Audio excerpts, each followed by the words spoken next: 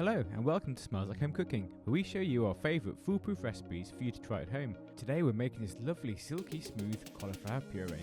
This is so simple to make. You only need 500 grams of cauliflower, 85 grams of butter and then a bit of water. Start by chopping the cauliflower into thin slices.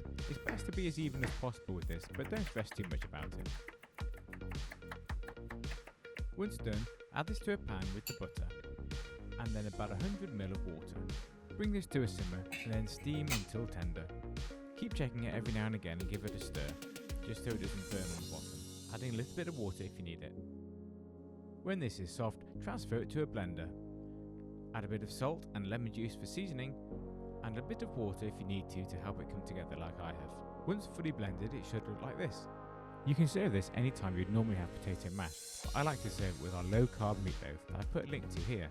It's really delicious and well worth a try. Well, I hope you enjoyed this recipe.